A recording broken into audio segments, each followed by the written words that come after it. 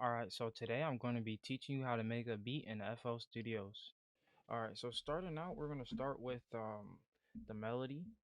And I'm going to actually just try to use all like stock sounds. With making the melody, I just go through and I play it on the keyboard until I find like a nice sound. I'm gonna just plug something in on the MIDI.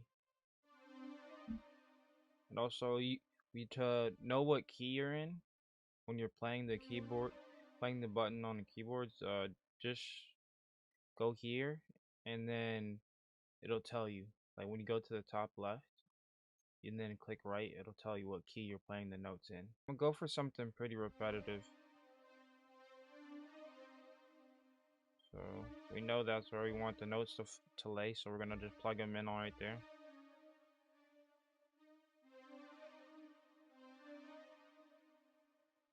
Now I'm gonna highlight the top, copy and paste it over, and just listen to it.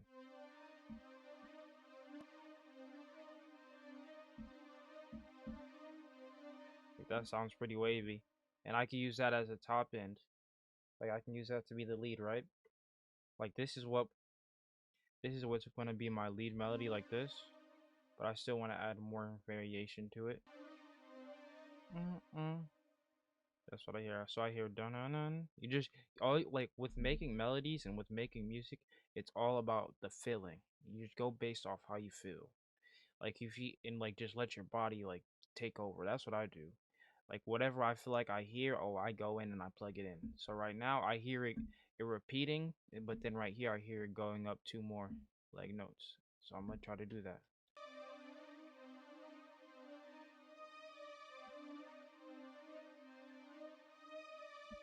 So like I said earlier, I heard it going repetitive three times, and I heard it going up two notes. So I made it go up two notes, and when I made it go up two notes, when I plugged these notes in right here, all I did was I played it on the keyboard just to make sure that it was still in key, and then I went and I placed a note. But like if you do want, you don't like if you don't. That's what you do if you don't know music theory, because I honestly don't know music theory like that. So I play it on the keyboard and then I use that. But also I heard that the darker lines, like the faint, like the darker lines are like usually like that's where you don't want them, but then these lighter lines, like the lighter section, that's where like the notes are supposed to lie. But that doesn't. What I notice is it's not always accurate for me, and it does. I just prefer to click it in, and then play it, like play it with my mouse, then and place it in. Alright, so this is what we got so far right now. So now I'm gonna copy and paste it over one more time and add a little bit more variation. Maybe if I feel like it's right. Mm-mm-mm.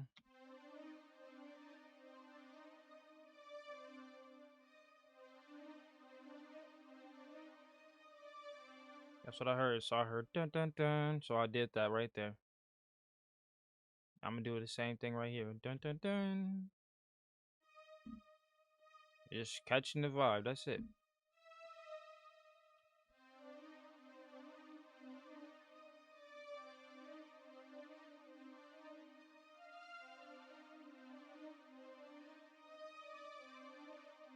Okay, so now we got our lead melody, right? I'm gonna add another section. I'm gonna add chords on, and the easiest way to add chords on, in my opinion, is by using the keyboard. But we're gonna pitch them down.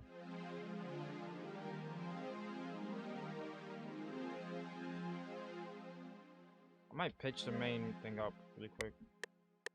And also, you can record them in live if you wanna. If you have like a chord progression that you feel like you wanna play, that you can wanna play out with the keyboard that you found that's really like hidden. Okay, then play it out live.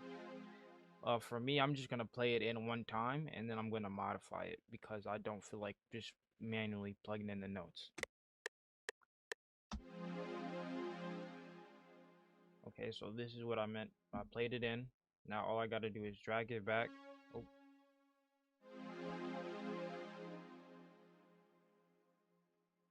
I'll just cut that.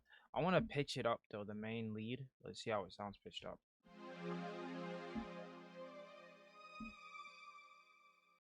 to allow your lead melody to sit on the top of the chords, what you want to do is hit Alt R and adjust the velocity and like turn it up.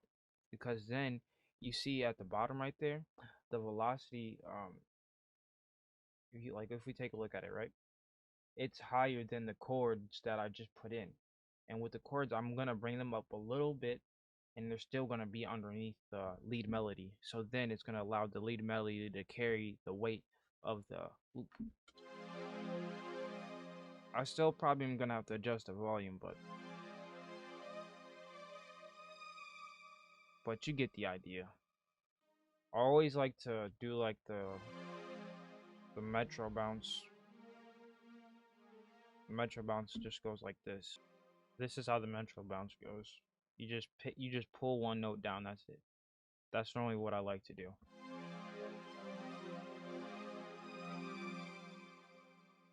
It kind of doesn't sound like it's sitting right to me right now. I might take off the reverb, take off the delay.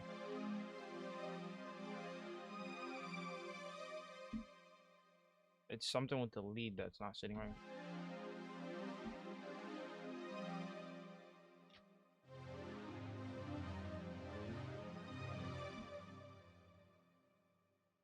So like when I notice like the sounds are clashing, like just for now, like now for an example, I always go through and I try to change the sound up. I might change the lead, but honestly, I like the way the lead sounds. I'm just so for this, I'm just gonna switch up the chords and see how it sounds. Okay, so now we have our lead melody and we have our chords, but we don't have like the bass line to the chords. So right now we're gonna add the bass line onto the chords. And with the when we do this, it's just like everything else, but the only thing is you kind of want the notes to really just be a little bit like more long. This is where the 808 and this is where like the bass will sit. Like if you add a different like bass, like a Reese bass, so you gotta think like how you want that to sound. So I honestly I just plug stuff in and just to see how it sounds. Like I'll plug notes in like randomly. So like we're gonna just do this one like this, and then I'm gonna put one down. Sometimes I'll go. I don't really know like music terminology. Like I just kind of I plug it in and just whatever sounds good, it sounds good. As long as but like the no just know this, the more you get close to the chords, the more it'll sound like muddy and it'll like sound like they'll start clashing. So if you do go up, you don't want to be too close. You don't want to be like that like one note close, but you just have to play around with it. Like that kind of sounded weird. I might honestly pitch it down some more. Yeah, that sounds like a bass note. So then we can go up high. And if you're like playing notes in live like this just to try to see like which notes are in key, um, and you can't go down any further, like you want to go past this margin, all you have to do is bring it an octave down. And then you can play around with how you want it to sound.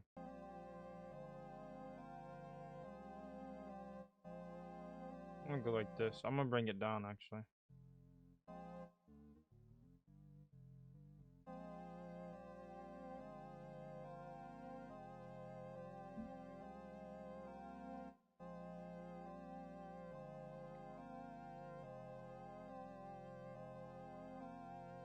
Mm. So right here I hear it going up, one more, and then coming right back down.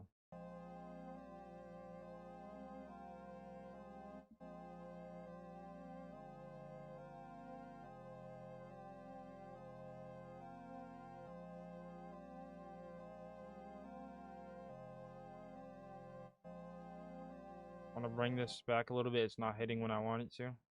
So we're gonna bring it back a little bit. Alright, so we made the sample. So now all we gotta do is EQ and make sure everything sits in the right pocket. So we know, okay, you want to label it too. Like, so we know I put my lead on one, so I'm gonna rename that. Labeling things can be really like, it can be really beneficial. For the EQ, you use the parametric. That's like the best EQ in my opinion. and then you just cut out all of the lows from the lead sample.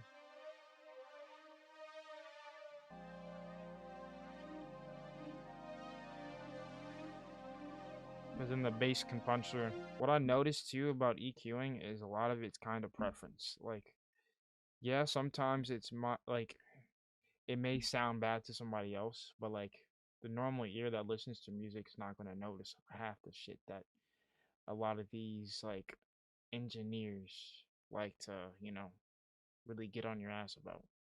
And then for the EQ for the chords and the bass, all I did was EQ out some of the high end because I feel like it's gonna allow for my hi hats to come in more.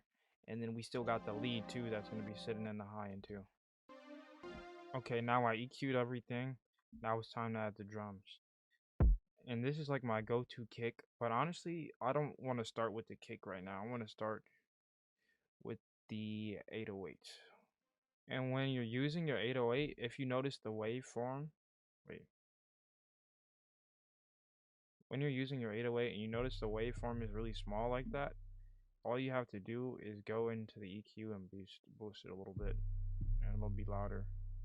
But then you hear how it kind of sounds like muddy, like it keeps like echoing. To stop that, all you have to do is go to the 808 and cut itself, because then it's not layering on top of each other. It's going after you play it one time. I want to boost it a little bit more, because then it punches a little harder. With plugging in the drums, I recommend you just play it live. You can use the metronome if you feel like the metronome helps you to stay on beat. But honestly, I don't really like to use the metronome because I feel like it fucks up my rhythm when I'm playing in my 808. So I just play them in live without the metronome. So I click the record button, and then after that I click spacebar.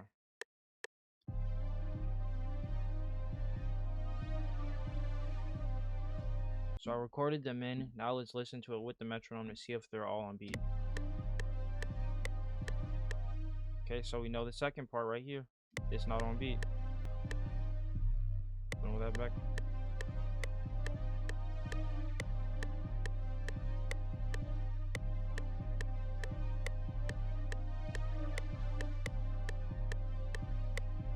You just move it until it's on the right time. To get the most accurate timing representation, you want to adjust your grid to 1/6. Mine was already set to that. Before I go any further, I'm going to plug in my clap. I use the clap as a placeholder because I'm going to end up swapping it out for a snare later. But the reason why I plug in my clap in right now, because I want to make sure that the 808's not hitting on the clap every time. Honestly, I don't really like it to hit on the clap at all. You want it to hit before and after, but not like right after. Like you just kind of go with the flow, I would say. But let's listen back and just see like what it sounds like now with the clap. So then I can give the 808 room and the clap room.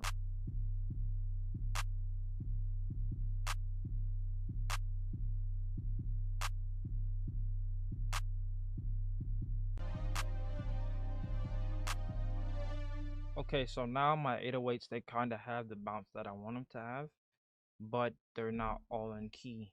Like putting your 808s in key is like a really major thing. Like that's one thing you should make sure is done all like every time. So I just go down to my bass notes, right? Okay, and then I just drag them down and make sure they're all right exactly where every bass note is. I just drag them and put them onto my bass notes. That's all you do. And then I'm not really liking how the 808 sounding anymore, so I'm gonna swap it out for a different one. Now I'm gonna add a snare in, and I'm gonna add more variation. I'm gonna try to use. I made this snare actually. It sounds pretty nice, but I'm probably gonna layer it with another snare to add more like pop, because it don't really got that much punch in it.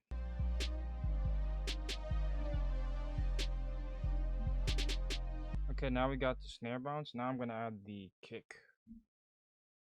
Always like to put my kick next to my 808 on the mixer. That's just preference. And then when you add your kick, all you have to do is copy the 808s and into the kick channel. Alright, so all you got to do now is just put your kick all onto the same note. Uh, So you just all you gotta do is highlight it and drag it all down to C5. Now it's kind of rocking. Now we gotta get the sound right, the mix right.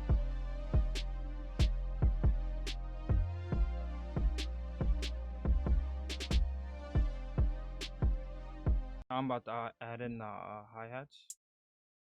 This is like my go-to hi-hat.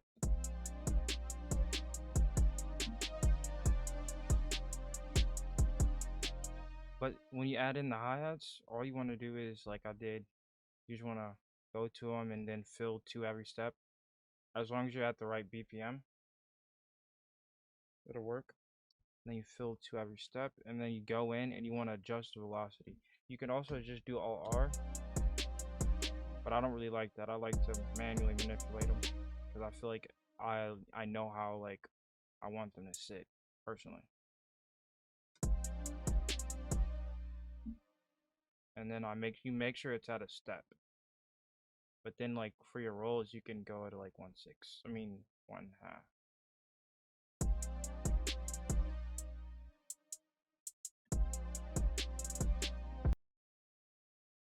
And then now, like I'm about to arrange the beat, and when you're arranging your beat, all you want to do is label everything in the mixer, and then after that, you go to the partner one and you click split by channel, highlight all of it, and drag it in there like that.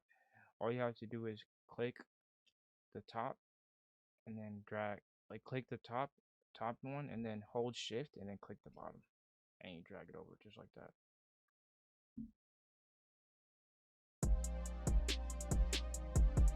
But we don't want to just keep looping like that. We want to make sure it makes sense, right? So all I'm gonna do is I'm gonna copy and paste this over a couple times, and then I'm gonna come back and take away what I know I don't want. So I know I don't want the kick in, and then I know I like my hi-hats to come in a little bit later, so I'm gonna drag those in like to right about there. I'm gonna listen to it.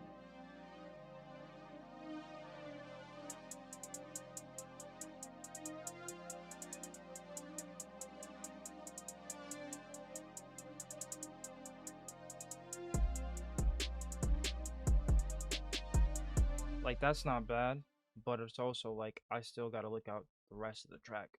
Like that's all copy and paste, it's too repetitive. So to add more variation, I'm going to like take out some elements and put in some like leave in some elements of the beat.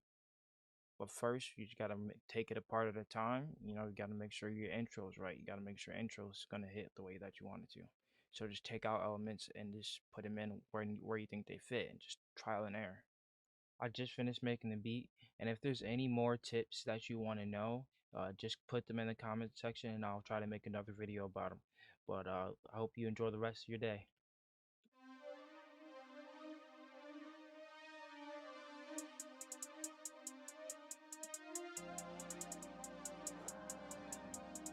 Is that stay on the road?